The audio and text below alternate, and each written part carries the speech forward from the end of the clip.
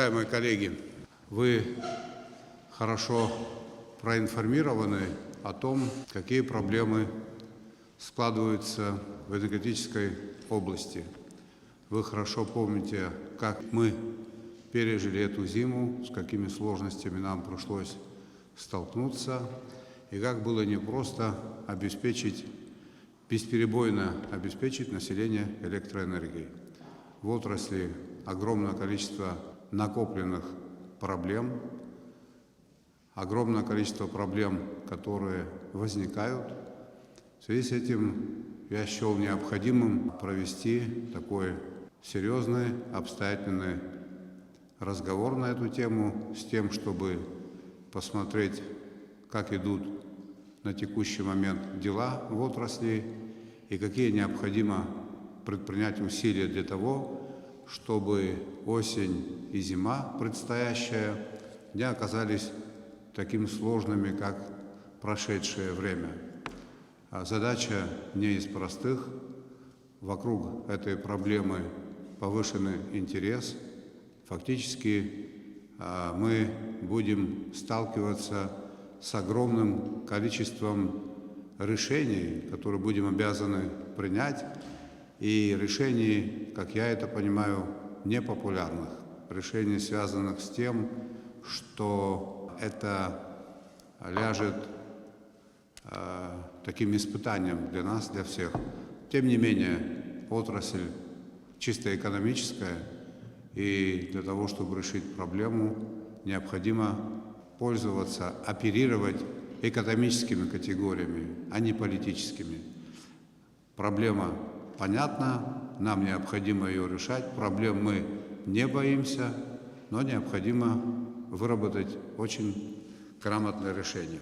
В связи с этим сейчас у нас будет несколько докладчиков, мы их послушаем, зададим вопросы. Таким образом построим наш сегодняшний день.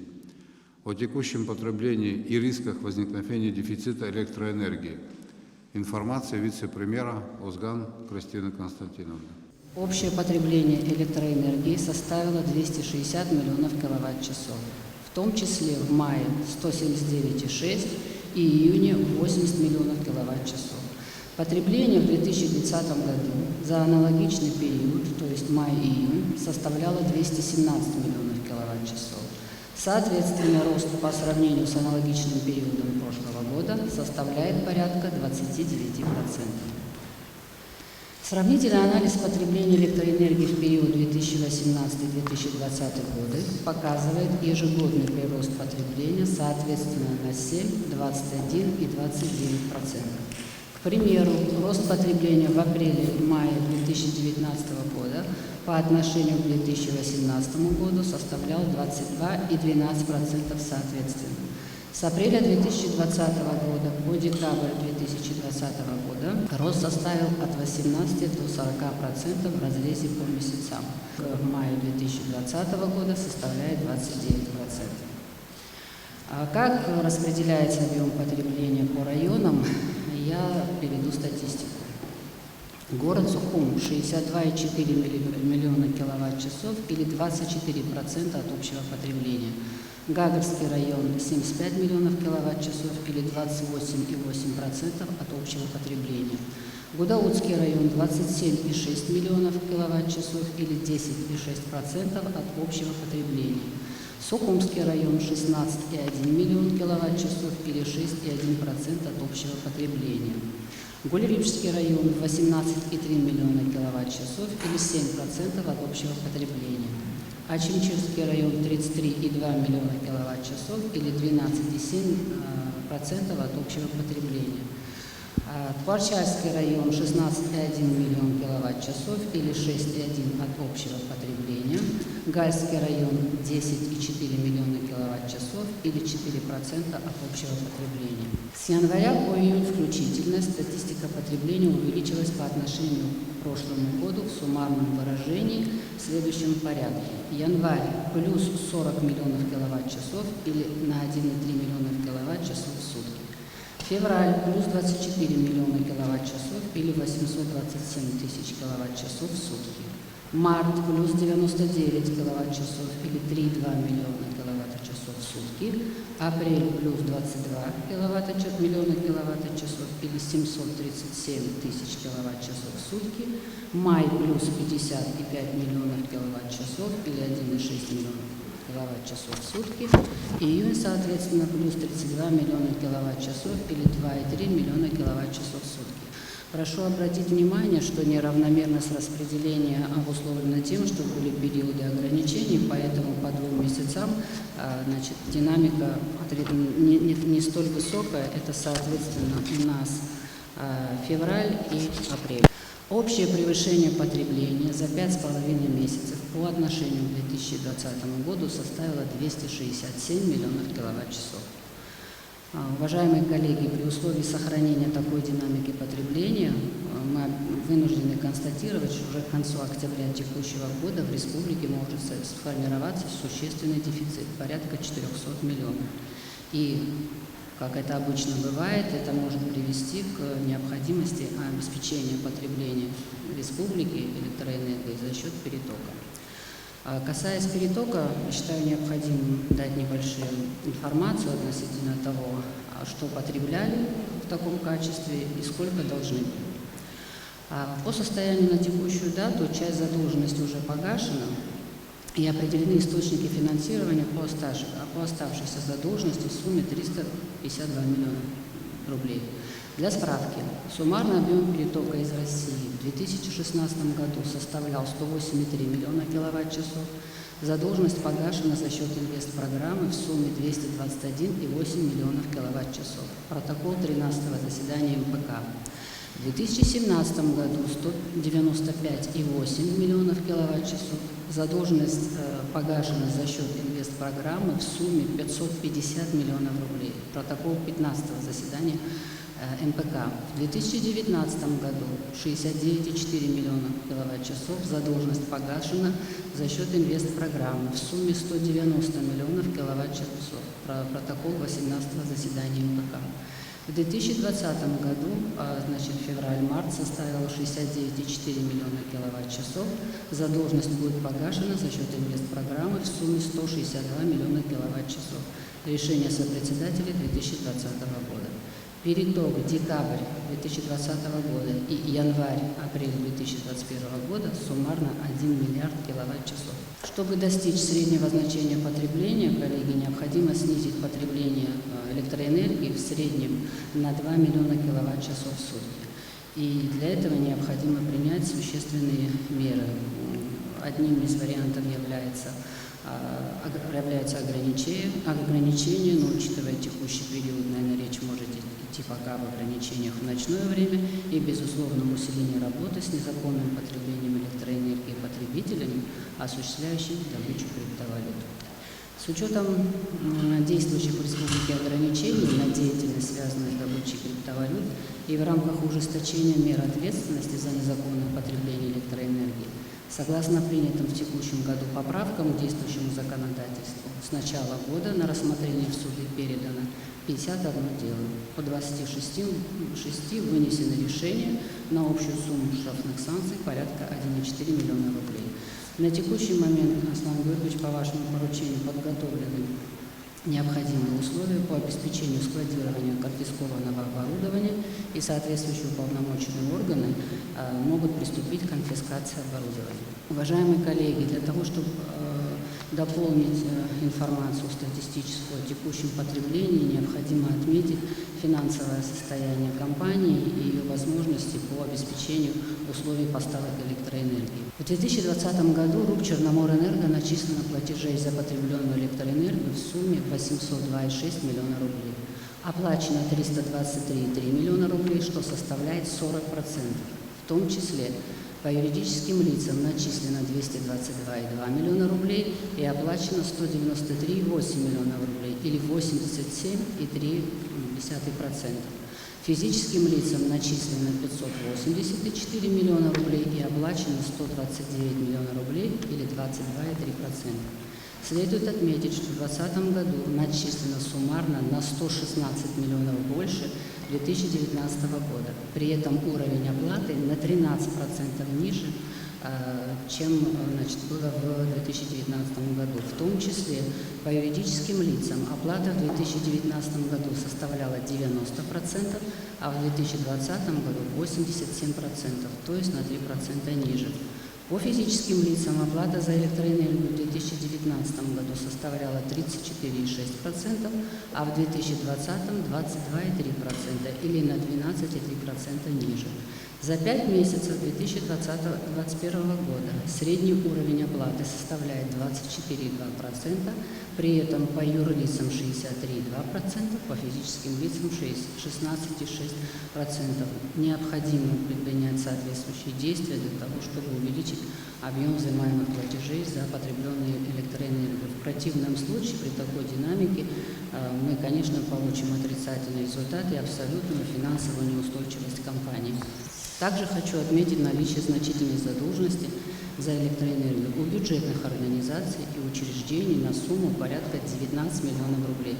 Считаю важным и необходимым усилить контроль за своевременной оплатой за потребленную электроэнергию бюджетными учреждениями. Следует отметить, что расходы в сметах расходов, утвержденных соответствующими бюджетными учреждениями, такие средства имеются. По поручению Министерства экономики, Аслан Георгиевич, в первом квартале текущего года Черноморэнерго была проведена инвентаризация абонентов, пользующихся льготами в соответствии с законодательством. В результате количество льготников сократилось с 13 500 до 6 369. При этом считаю важным, возможно, это информация объемная, но, может быть, имеет смысл ее озвучить для того, чтобы мы понимали, какое количество льгот сегодня государство предоставляет.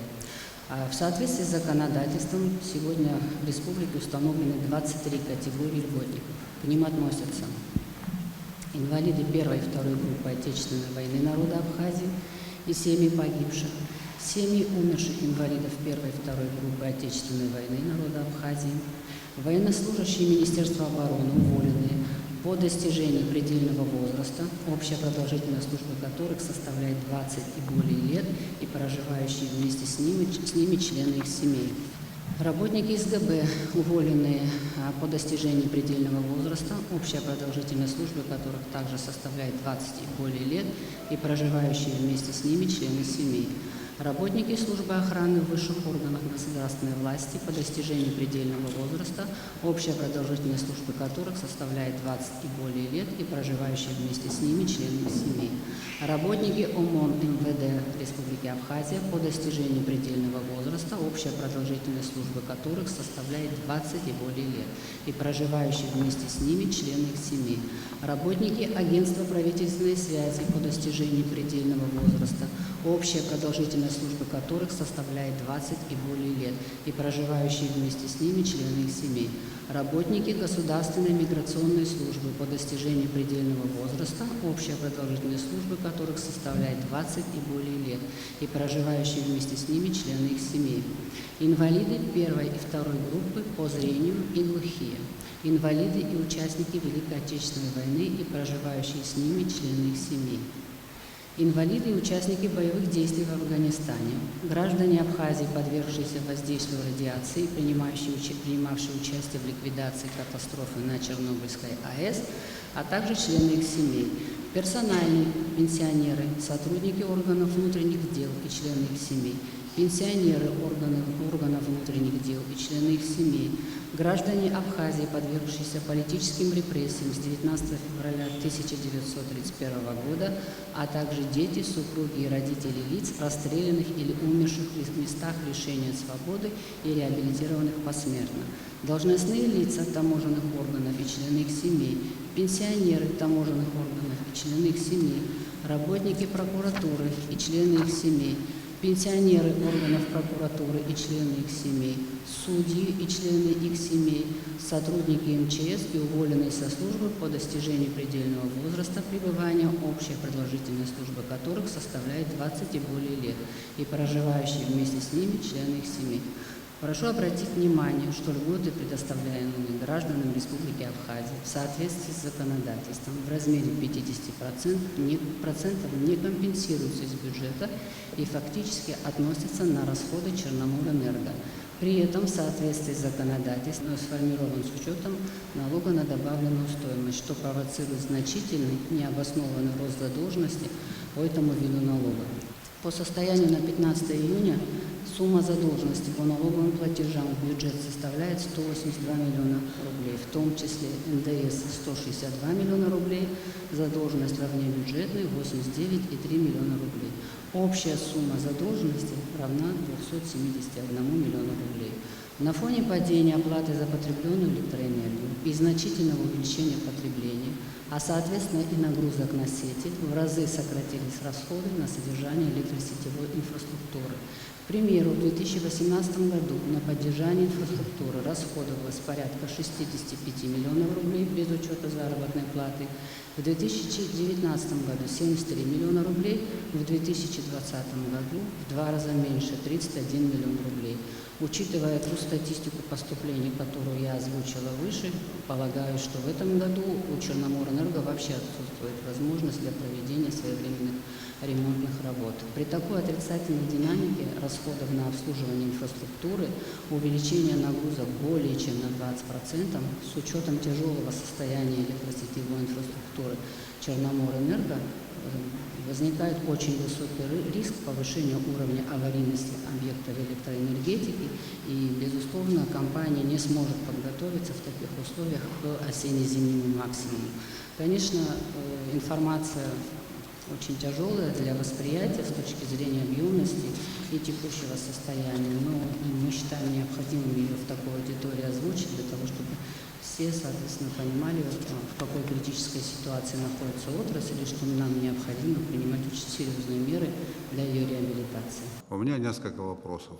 Кристина Константиновна, полугодие заканчивается через 15 дней. По какой причине мы имеем такой результат по платежам? Почему за 5 месяцев 2021 года уровень оплаты составляет всего 24%, и по юридическим лицам 63%, когда такой показатель был 90% и 87%? В чем дело? Уважаемый Аслан Георгиевич, я выскажу свое мнение, но уверена, что руководитель госкомпании также дополнит меня. Тут два фактора. Безусловно, налицо снижение показателей взимания платежей. Это, возможно, обусловлено неким переходным периодом, когда, соответственно, руководство компании приняло решение об изменении структуры, которая занимается, соответственно, сбытом электроэнергии. Это, безусловно, не могло не отразиться на результатах. Это первое. Второе – это существенное увеличение нагрузки, что в процентном отношении, безусловно, снизило показатель. Одну секунду. Существенное увеличение нагрузки чего? Потребление. Фактически рост потребления. Так почему не взимают? Юридические лица платили, уровень платежей был высокий, сейчас он провалился. По какой причине?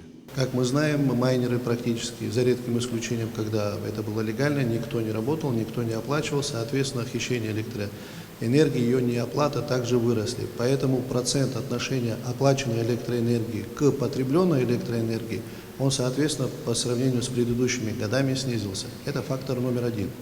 Фактор номер два – это, в прошлом году была пресловутая пандемия, когда предприятия многие не работали, закрывались, а туристический сезон фактически начался с опозданием и был месяц. Также отразилось это на составляющей в плане оплаты за электроэнергию. Что касается средней по оплате за юридических лиц, она просила не сильно, она просила валово по отношению к общему потреблению. Но есть третья составляющая. Произвели слияние отдельного РУПа, который был, это «Энергосбыт», и компании «Черноморэнерго». В связи с этим переход на новые счета физических и юридических лиц и новый метод расчета, он имеет полугодовой период. Ожидается, что он завершится к концу лета. В частности, очень часто бывает такое, что абоненты были уведомлены о новом счете, так как РУП, который был «Энергосбыт», закрывается, счета переводятся в «Черноморэнерго», но проплаты туда не производятся. В связи с этим также небольшой процент указывал и на это. То есть совокупность факторов, она дала проседание, но основной фактор проседания – валовый рост потребления электроэнергии и, соответственно, неоплата выросшего объема потребления электроэнергии майнера. Это как бы основной фактор. В 2020 году пандемия, предприятия до августа и после августа многие не работали, а сейчас, по итогам 5 месяцев 2021 года. Поясню. Значит, есть еще составляющая в общей валовой картине по итогам года, которая выводится, основная масса платежей абонентов, в частности, это Гагринский регион, это Суфум, Афон, наиболее туристически загруженные регионы. Основной вал оплаты за поставленную электроэнергию происходит с июля и далее. То есть, так складывалось, потому что исторически чаще всего в начале года у людей просто не было финансовых средств на оплату, копили задолженности, и с первыми проплатами, которые в июле обычно массовый заезд начинались проплаты. Счет компании «Энергосбыт», который был, он как бы был в контракте у всех абонентов переводит на новый счет, который после слияния с Черноморэнерго, так как по законодательству в связи со слиянием двух РУПов старый счет остаться действующим не может быть, он подлежит ликвидации. Вот в связи с тем, что многие абоненты еще не перешли и не начали проплачивать за потребленную электроэнергию на новый счет. А вы не проинформировали о том, что юрлицы должны были реквизиты платежей поменять, они должны были получить новые реквизиты, так или не так? А вы их не уведомили о том, что вы планируете? Уведомили в рамках РЭСов, в рамках прямых контрактов. Есть еще одна составляющая. Если раньше в РЭС оплачивали платежи непосредственно на местах, то сегодня взята программа на то, чтобы крупнейших плательщиков юридических лиц перевести на единый счет, чтобы они платили не на место, а как бы напрямую в головную компанию. Поступление средств в бюджет от физических лиц и от юридических лиц – падение исполнительской дисциплины. В этом вина Черноморэнерго, в этом вина РЭСов на местах, в этом вина глав местных администраций всех уровней. Это не экономический показатель в данном случае, это показатель исключительно дисциплинарный. Это первое. Второе. Значительная часть собираемых средств за потребленную электроэнергию оседает в карманах лиц, которым вменено осуществлять эту административную практику. К сожалению, это самая настоящая и простая правда. Других объяснений пока нет. Если говорить об экономических показателях, то, к сожалению, Черноморэнерго, я не виню нынешних руководителей, не киваю на прошлых руководителей, но ведущие специалисты этой госкомпании должны были обратить внимание на то, что с 2007 года по 2019 год, других данных пока у меня нет, численность персонала, работающих в энергетической системе, значительно выросла.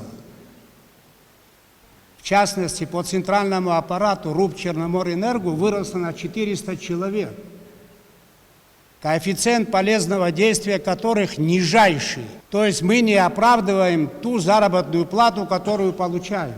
Если средняя заработная плата была у персонала по системе в 2007 году 2,8, почти 3000 рублей, то на конец 2019 года это примерно 15 тысяч рублей. А если посмотреть на эффективность деятельности персонала, задействованного в этой работе, то, к сожалению, КПД очень низкий. Если мы сумеем на управленческом уровне поднять эту дисциплину, для этого не нужны капитальные вложения. У нас показатели вернутся к тем временам, когда они составляли тот уровень, о котором вы сейчас сказали. Вот это, на мой взгляд, пока одно из замечаний, которое я хотел бы высказать. Ваше мнение, Кристина Константиновна, по этому поводу? Безусловно, все сказанное имеет основания, и с этим трудно не согласиться. А в дополнение также хочу сказать, что необходимо, я повторюсь, наверное, но тем не менее, получается, что уровень отдачи по выполнению заданий по собираемости не меняется с точки зрения увеличения результата, а объем потребления электроэнергии, безусловно, растет. А эти вещи друг друга, естественно, дополняют. А рост потребления электроэнергии, при этом низкий коэффициент собираемости, не мог не отразиться на результатах. Кристина Константиновна, а почему об этом говорит премьер-министр, а не вы как вице-премьер? Почему вы ждете, когда об этом скажет премьер? Вы повседневно или одна из самых главных задач, которая вам вменена. Я тоже склонен думать так, как думает премьер-министр. Но говорить об этом должен премьер, или у нас есть другая инстанция, которая вещи должна называть своими именами. Это коснется нас всех, и премьеров, и вице-премьеров, и генеральных директоров, и президента. За такую работу нас никто не будет благодарить. Мы будем в очень серьезной турбулентной зоне к осени, если так будем работать. Я, конечно, от кого освобожусь до осени.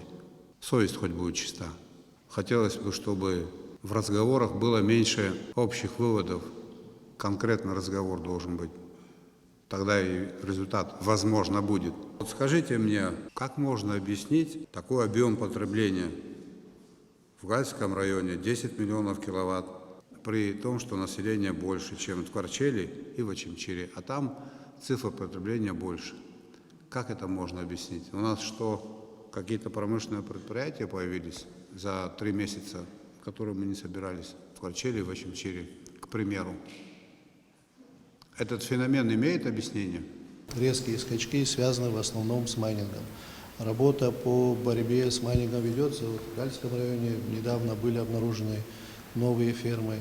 А помимо, скажем так, естественных причин, которые связаны с климатическими условиями, похолодание, люди включают отопление, но вот такие резкие всплески – это в основном майнинг. Данные приводятся в среднем размере конкретного периода. Если брать в разрезе года, они могут в процентном отношении меняться, безусловно. Это один фактор. Второй фактор – это, безусловно, проживание населения, то есть рассредоточение в сельской местности, в городской местности, где также идет перераспределение баланса потребления. А дальше концентрация, значит, объектов, которые предоставляют услуги, или производственные объекты, которые потребляют, соответственно, электроэнергию. И из нескольких факторов складывается общее потребление. Но, безусловно, самой основной причиной это является майнинг. Это однозначно. Общая потребляемость мощности 7310 киловатт-часов, то есть это 7 с чем-то мегаватт.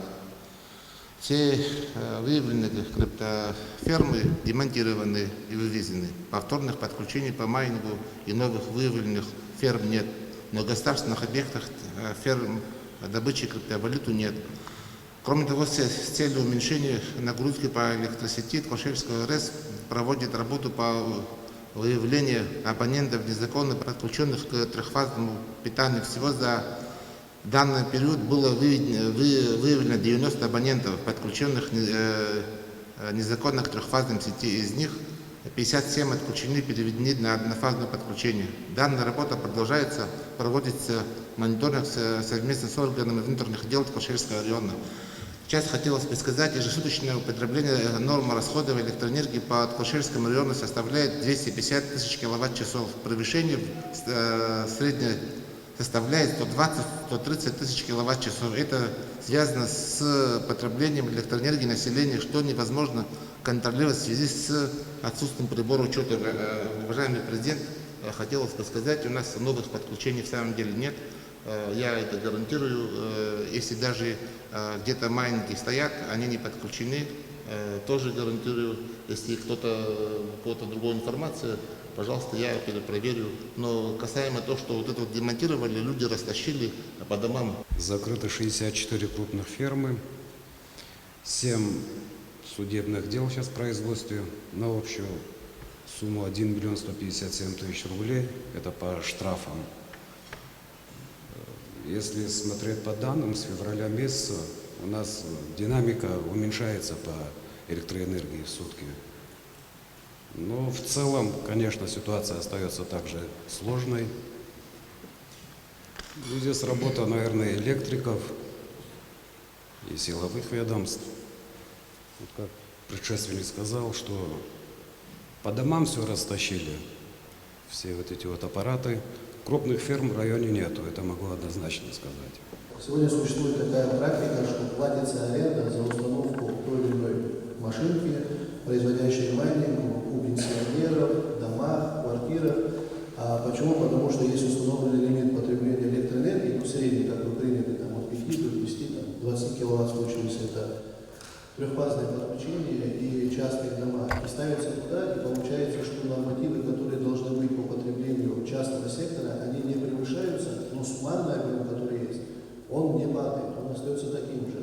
Были проведены ряд мероприятий, в частности в Габинском районе, когда те, у кого отсутствовали тех условия на подключение 3 фаз, их просто брали, отрезали от цепи, оставляли только фазу 0. Это давало эффект, но, к сожалению, в массовом порядке сегодня такая проблема существует по всей Абхазии. Тот объем оборудования, который был вывезен из Республики Абхазия, тот объем оборудования, который был отключен, в среднем по расчетам наших специалистов, это в районе 40-50 мегаватт от общего объема потребления. То есть все эти действия, которые были предприняты оперативными штабами на местах, сотрудниками Энергонадзора, главными нашими сотрудниками, они, безусловно, дали эффект, но сложности состоят в том, что у нас большая часть населения не имеет приборов учета, соответственно, они платят по определенным тарифам, и отследить динамику повышения энергопотребления того или иного физического лица мы не можем. Потребление не снижается. Оно ежемесячно, стабильно, в пределах 1,8 миллионов, 2 миллиона киловатт-часов превышает потребление, которое по факту должно быть.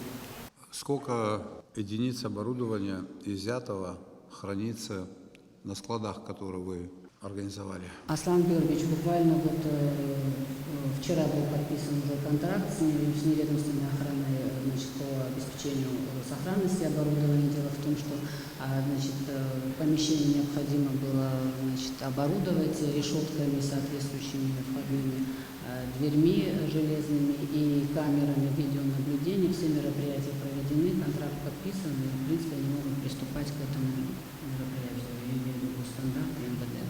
Сколько единиц вывезено из Абхазии, Утар Михайлович? На сегодняшний день вывезено 22 610 единиц. А сколько единиц официально было ввезено за контролируемый период, вы не помните?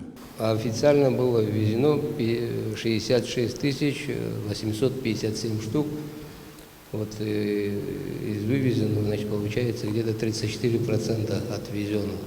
Александр Золотинскович, примите меры, которые вы считаете нужными, в том числе кадровые. Но они должны быть обоснованными в отношении руководителей, любых вам подчиненных. Это первое. Второе. Этой работой занимался у нас вице-президент, вас не было, вы болели. С сегодняшнего дня вице-президент этим заниматься не будет. Будете заниматься вы.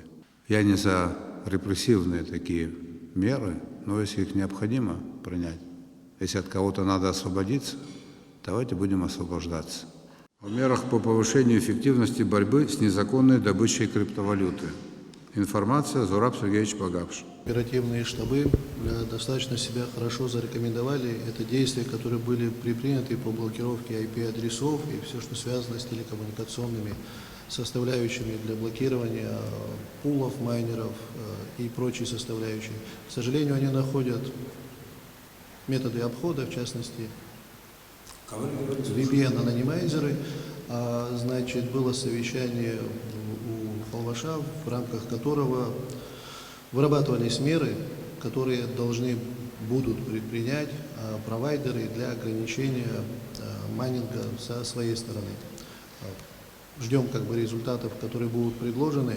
Что касается те штрафы, которые начали выписываться, они сыграли положительную роль, в частности, профилактики дальнейшего подключения майнинговых ферм. Но вся та работа, которая идет, она, безусловно, нацелена на то, чтобы ограничить максимально. Опять же вернусь, что все эти действия, они половинчаты до тех пор, пока технической возможности по отслеживанию потребления каждого абонента у нас не будет. Сегодня у нас технические приборы учета не то, что у всех абонентов, у большей части абонентов, как ФИС, так и юрлиц, отсутствуют. Те контролеры, которые работают в компании долгие годы, средний их возраст от 60 лет. К сожалению, этот фактор, когда путем обхода собираются денежные средства, раз, а второе, это отсутствие счетчиков, то есть выписывается по номиналу, соответственно, выяснить, увеличилось ли у конкретного абонента потребление электроэнергии или снизилось, нельзя. В случае, если эти приборы стояли бы, тогда картина была бы яснее. И в плане борьбы с майнингом среди физлиц это задача номер один. По вашему мнению, как повысить эффективность? Что надо сделать? Первое – это то, что было принято решение о возможной конфискации оборудования для майнинга. Я думаю, это сыграет очень существенную роль. Второе – это приборы учета, о которых я сказал. Без них это будет все намного сложнее.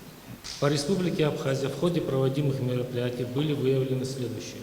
С 1.10.2020 года по настоящее время сотрудниками Управления экономической безопасности и противодействию коррупции Министерства внутренних дел Республики Абхазия совместно с представителями по энергонадзору госстандарты РА было составлено 24 материала по части 2 статьи 96 прим. КоАП Республики Абхазия, это присоединение к электрическим сетям, находящимся в ведении единого оператора, передающих и распределительных сетей, а равно потреблению электроэнергии с нарушением установленного законодательства Республики Абхазия.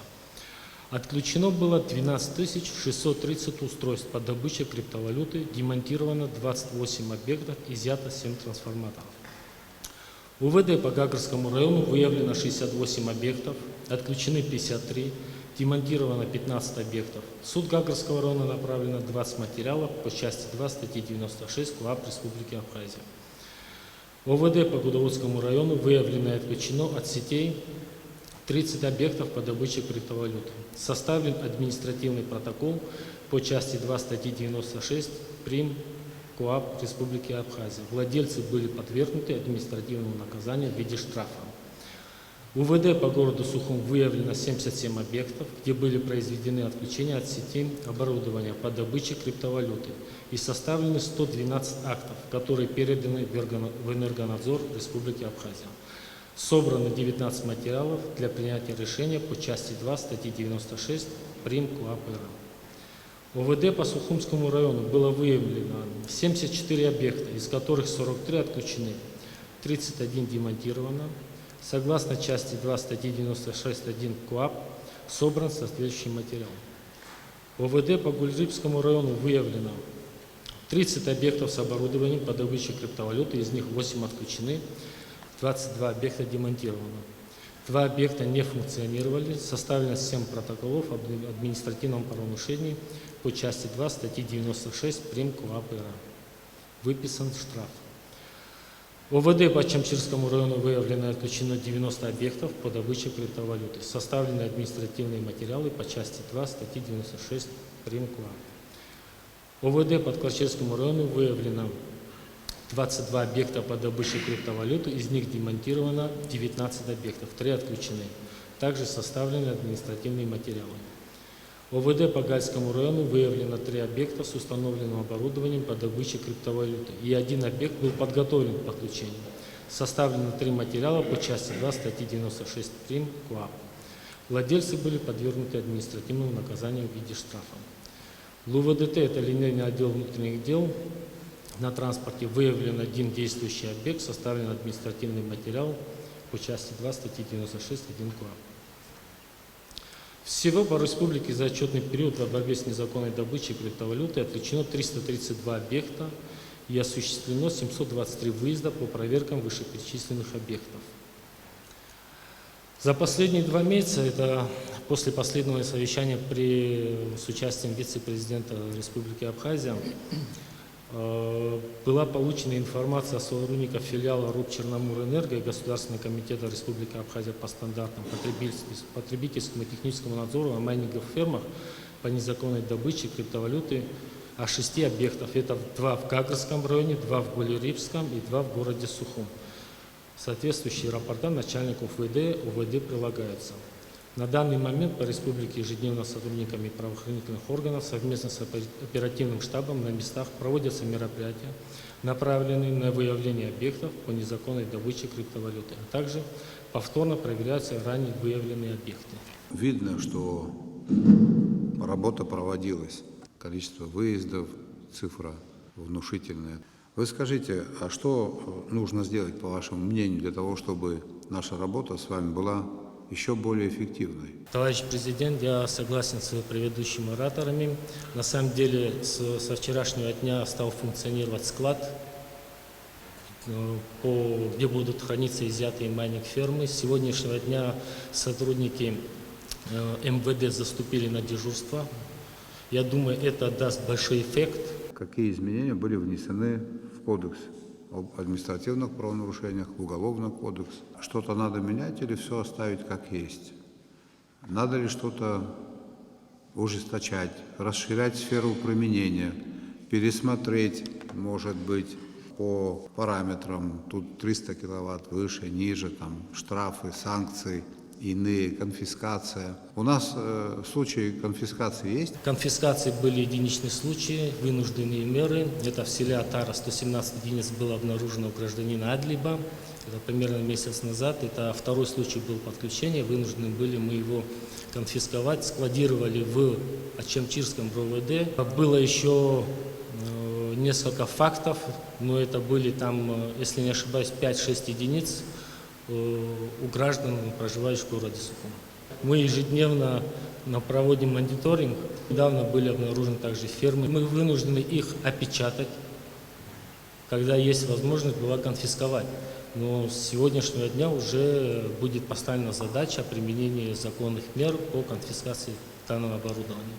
У вас там подразделение ОБЭП, оно это подразделение должно этим заниматься, у них должна быть информация. Вы согласны с выводами глав администрации и энергетиков о том, что крупные фермы демонтированы в своем большинстве, и значительная часть этих ферм находится у населения? Это так, по-вашему, или нет? Согласно проведенного анализа, в последнее время на самом деле крупные фермы демонтированы.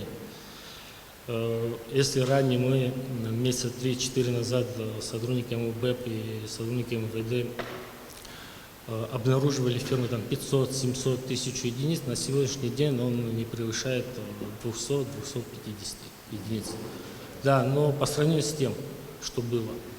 И в основном мониторингом занимаемся тех объектов, где были ранее установлены в большом количестве майнинг-фермы, они пустуют на сегодняшний день. И если даже были опечатаны майнинг-фермы, аппараты, то пломбы не нарушены, они не действуют и не работают. Мы это мониторим каждый день. Хочу вам сказать, что цифры вещь упрямая.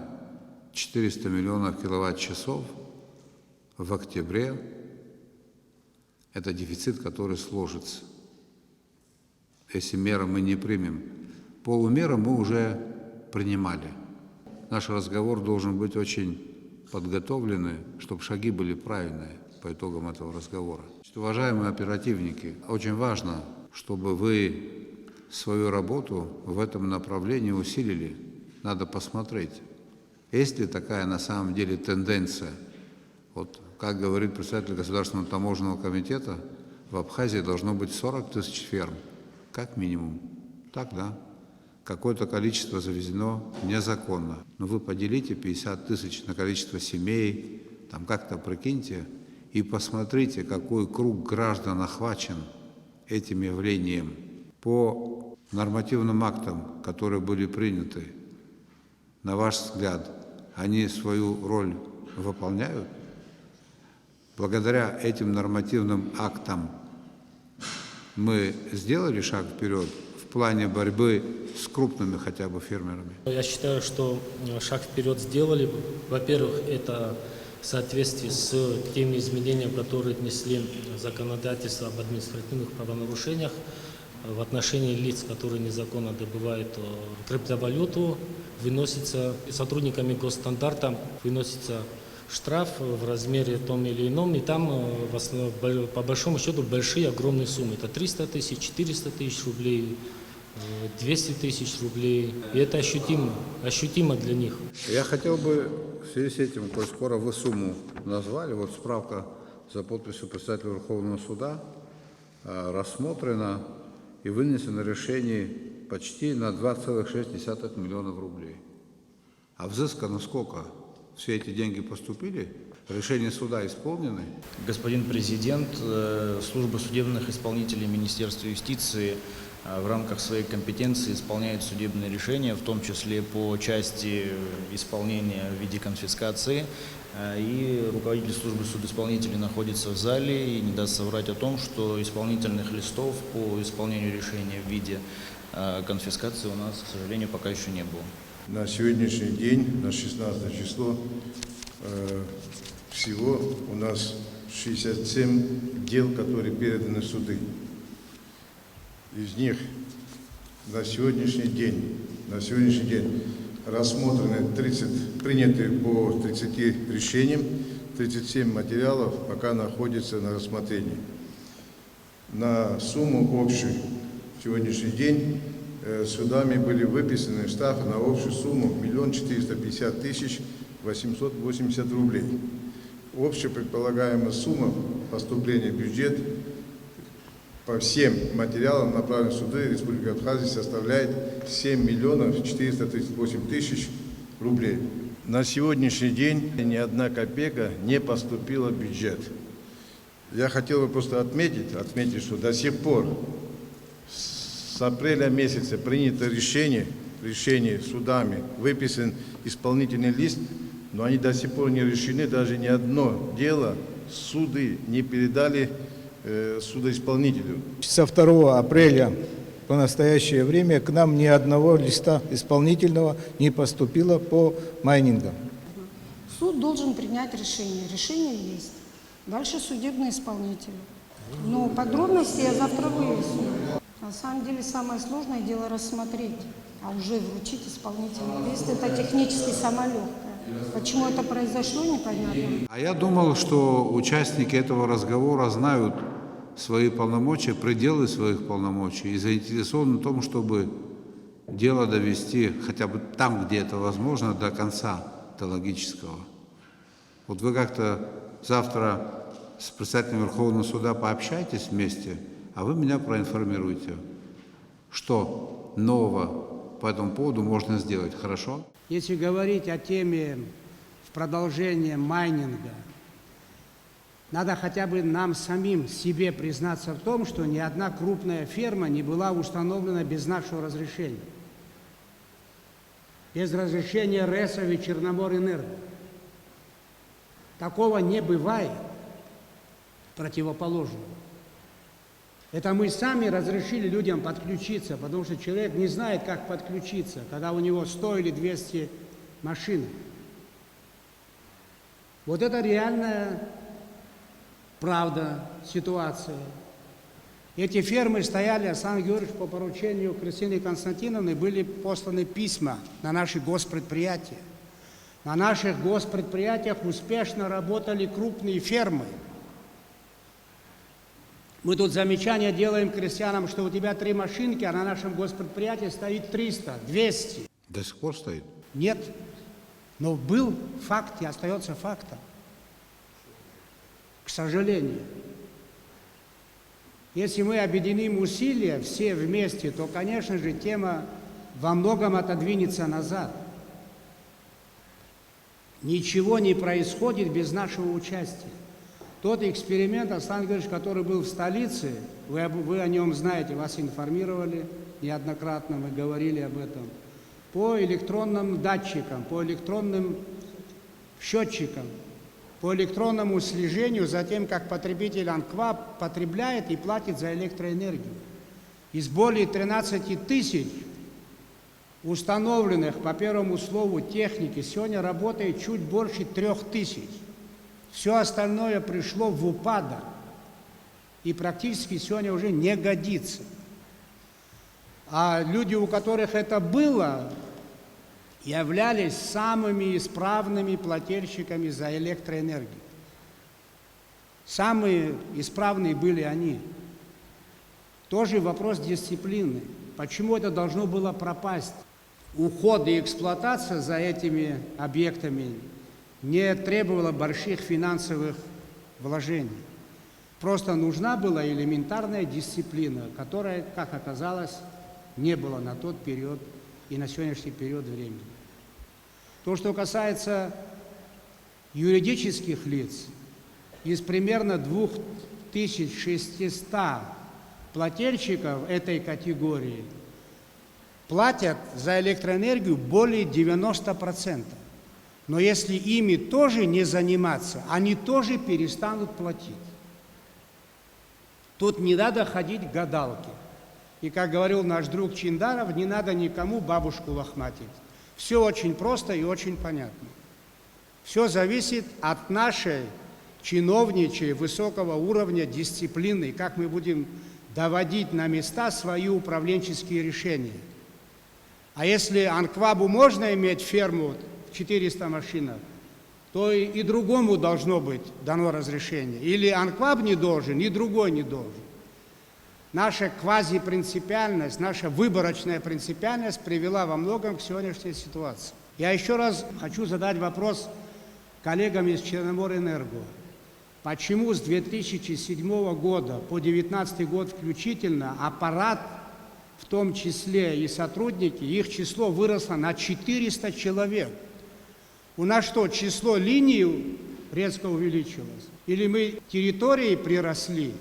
Что произошло? Что делают эти люди в системе? Какова отдача от их деятельности? Почему они не занимались поиском ферм по майнингу и многими другими видами работ? Вот это все придется пересмотреть. Третий вопрос о мерах по оптимизации энергообеспечения республики. Кристина Константиновна, слушаю вас. Уважаемый Аслан Георгиевич, уважаемые коллеги, значит, в течение нескольких месяцев мы совместно с российской стороной отрабатывали необходимый комплекс мероприятий по оптимизации энергообеспечения. По согласованию с администрацией президента и аппаратом правительства такой проект подготовлен. В данный момент он находится, значит, в соответствующем ведомстве Российской Федерации, и по нему мы, соответственно, уже приступили к работе. Что предусматривается? Комплекс мероприятий включает в себя несколько этапов, и конкретные мероприятия связаны в первую очередь с изменением тарифной политики. На этом хочу особо остановиться. Предусматривается поэтапное увеличение тарифов на электрическую энергию. В рамках данного мероприятия планируется в первую очередь разработка и утверждение методологии расчета и применения тарифов на электрическую энергию на территории Республики Абхазия. Как вам известно, методология до сих пор в республике не принята, соответственно, действуют тарифы, которые были утверждены еще в 2011-2012 году. Алгоритм расчета экономически обоснованного тарифов будет предусматривать несколько позиций, учитывая, что мы не несем расходы по генерации, но при этом несем расходы на оплату электрической энергии, которая идет в рамках перетока, соответственно, соответствующая статья должна присутствовать. Далее, безусловно, в методологию, значит, будут включены расходы на эксплуатацию объектов электросетевой инфраструктуры, в том числе расходы на выполнение ремонтных работ на объектах электросетевой инфраструктуры, обеспечивающих проведение первоочередных неотложных работ. Следующая статья – это расходы на установку приборов коммерческого учета электрической энергии в соответствии с утвержденной программой установки приборов учета и, безусловно, текущее содержание электросетевой инфраструктуры. Предусматривается, что тарифная политика будет направлена на доведение тарифов на электрическую энергию в Республике Абхазия до экономически обоснованного уровня в течение 5 лет. Кроме того, планируется определить порядок установления тарифов в отношении всех групп потребителей электрической энергии, в том числе с применением норм потребления электроэнергии потребителями, имеющими или не имеющими приборы коммерческого учета электрической энергии. И, соответственно, также будет определен норматив потребления для бытовых нужд. По нему будет тариф сформирован, соответственно, умеренный. Все, что будет выше норматива, будет идти по другому тарифу. Методология расчета и применения тарифа в Республике Абхазия в данный момент уже разработана, и мы проводим консультации с российской стороной на предмет соответствия изложенной позиции. После завершения процесса согласования подходов к определению формулы расчета и затрат, формирующих себестоимость электроэнергии, мы выйдем на его утверждение, которое будет основанием для формирования и утверждения тарифной политики на 5 лет. Соответствующее решение правительства планируется рассмотреть уже в текущем году. В целях осуществления контроля за потреблением электроэнергии и стимулирования ее экономики планируется реализация программы по установке приборов учета на основе долгосрочного договора поставки приборов коммерческого учета с российским поставщиком по согласованию с Минэнерго с отсрочкой платежа. Мы проводим определенные консультации в профильном министерстве Российской Федерации.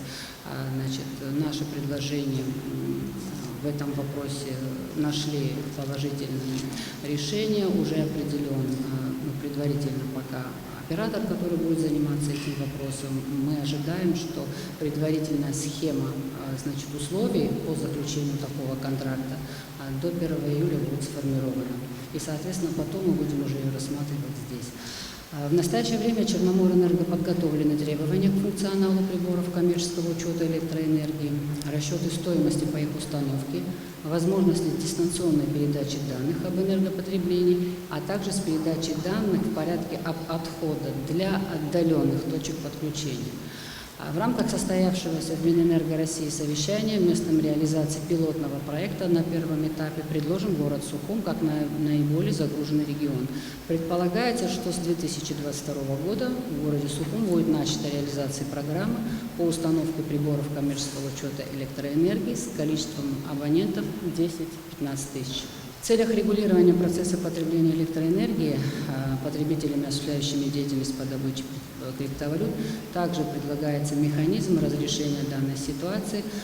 На данный момент пока проводятся технические консультации по технической схеме поставок и, соответственно, точек размещения. Как только технологическая схема будет собрана, значит, мы предложим правительству вариант решения данного вопроса. Главной ключевой задачей является недопущение увеличения нагрузок на действующие сети. Именно поэтому сейчас вот идет процесс согласования с российской стороной, для того, чтобы действующие сети мы не нагружали. В целях реновации электросетевой инфраструктуры республики также планируется утверждение инвестиционной программы, предусматривающей финансирование мероприятий по восстановлению реновации электросетевой инфраструктуры. Как вы знаете, в прошлом году здесь была группа аудиторов, технических аудиторов, которая провела соответствующий аудит. Вот, и на основании рекомендаций сформирована инвестиционная программа. В данный момент она находится на рассмотрении в профильном министерстве Российской Федерации. Проработка условий привлечения инвестиций также российских компаний в целях развития и модернизации электросетевой инфраструктуры, предусматривающей гарантированный возврат таких инвестиций. В целом комплекс мероприятий достаточно большой. Я думаю, в ближайшее время мы более подробно будем рассказывать о том, что на каком этапе будет реализовываться. Но степень готовности достаточно высокая. Я вас просил по мере готовности материалы направлять в парламент. У меня есть вопрос. Какой объем электроэнергии мы должны получить из Ингургэс в этом году?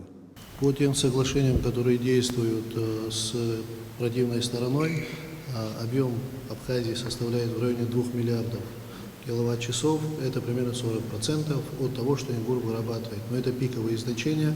Цифра может регулироваться в зависимости от паводка, сезона, таяния и прочее. Значит, мы встречались на Ингургэс с грузинской делегацией, где обсуждали вопросы, связанные с обеспечением электроэнергии Абхазии в случае, если будут у нас возникать какие-либо сложности и затруднения. Они возникать будут. В связи с тем, что объем потребления вырос и прогнозируемый дефицит составит от 400 до 500 миллионов киловатт-часов. Это до конца года.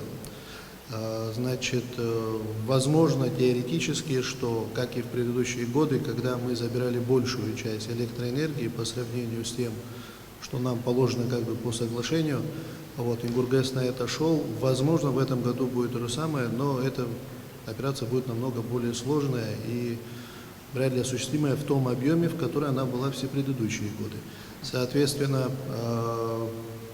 для того, чтобы энергообеспечение республики состояло в полном объеме, нам в любом случае необходим будет переток из Российской Федерации, вот, потому что тот выпадающий объем, который есть, Ингургэс нам не поставит. я не получил ответ на вопрос, который задал. В этом году сколько мы прогнозируем получить? 1,9 миллиарда или сколько? Мы прогнозируем получить 40% от той выработки, которая будет. Среднегодовая выработка прошлый год, с учетом того, что 3 месяца или 4 не работали, какие цифры ожидаются к получению? Да, погода. Суточное у нас потребление какое? Вчера было 6 миллионов 187 киловатт-часов. При таком уровне потребления 1,9 насколько нам хватит? При таком уровне потребления той электроэнергии, которая полагается нам с Ингури-ГЭСа, хватит до конца октября месяца.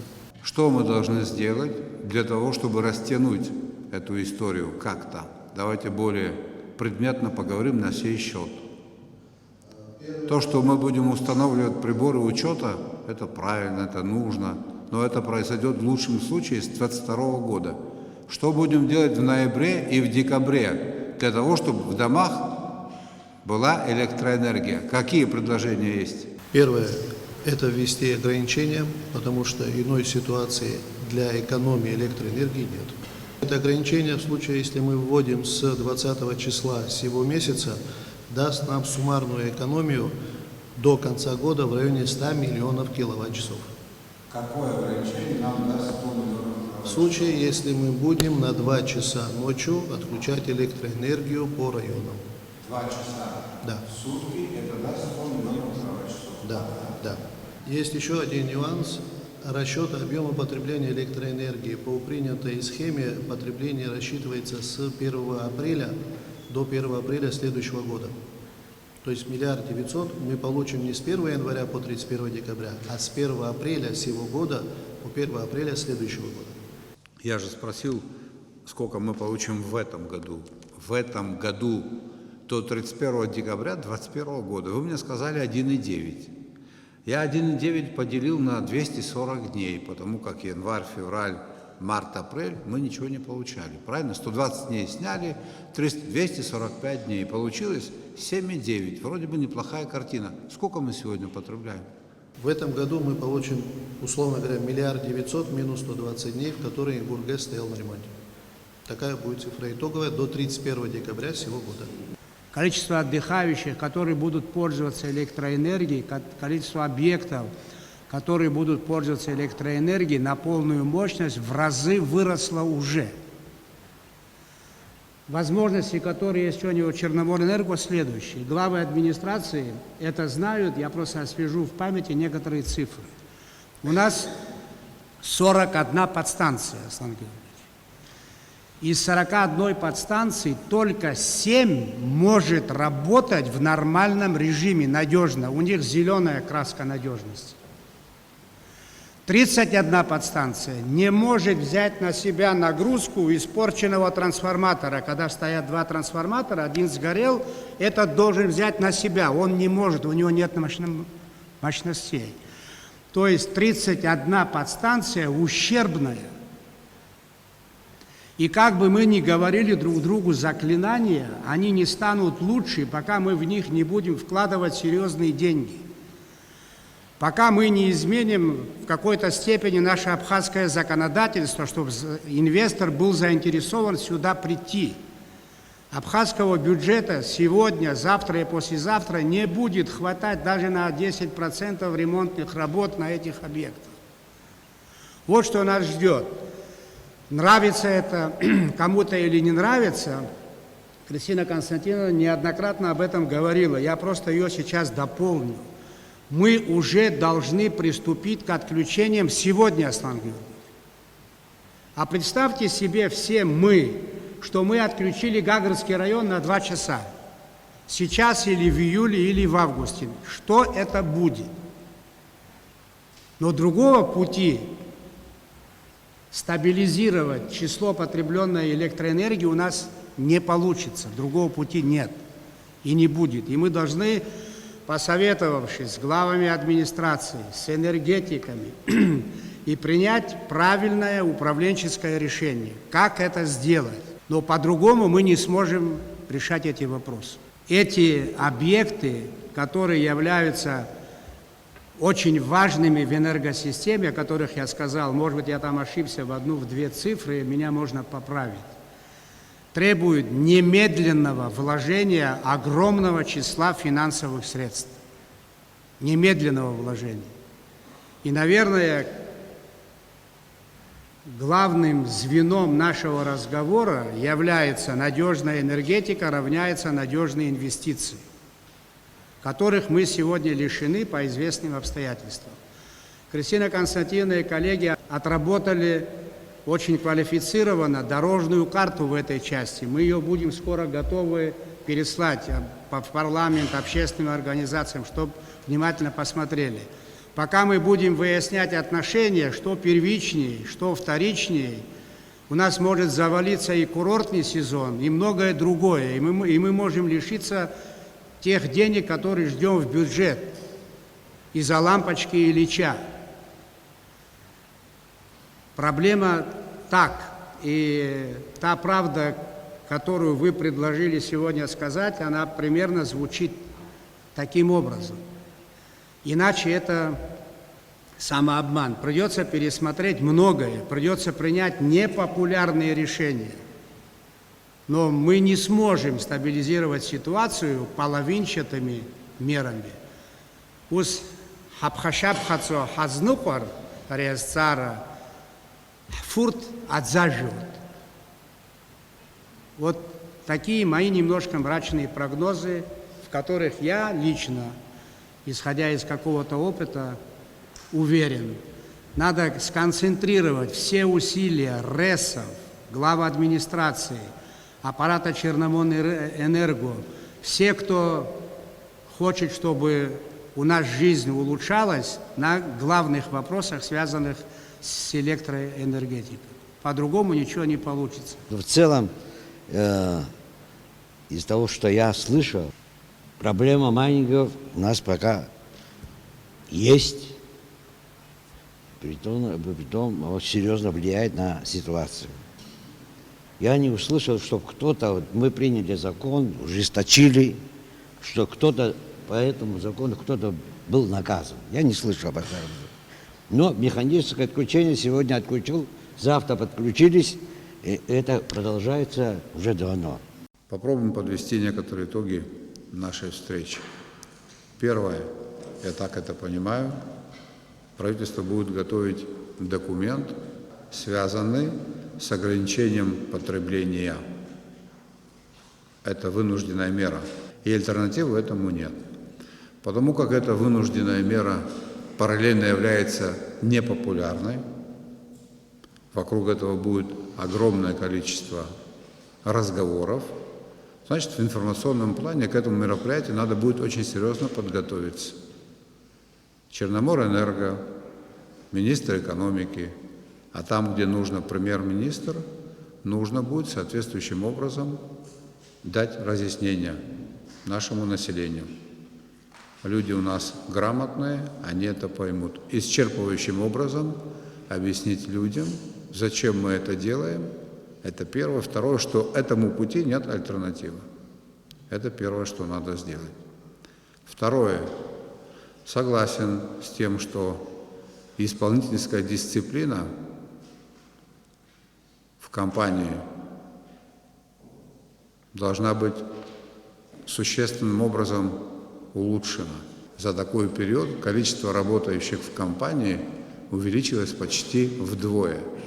У нас что, какие-то мощности генерирующие появились? Или какие-то новые магистральные сети у нас появились? Что-то непонятно. Это вещи же должны быть взаимосвязаны. Я хотел бы еще раз сказать, уважаемые коллеги, как бы наше отношение к фактам потребления электроэнергии, особенно к незаконным фактам потребления электроэнергии, не сыграло с нами злую шутку. Такое может быть. Поэтому еще раз вдохните жизнь в работу штабов на местах. У нас была такая практика, Александр Золотинскович, ежесуточно докладывали сюда, в администрацию, вот так, чтобы помогать коллегам и держать их в тонусе. Спасибо за совместную работу.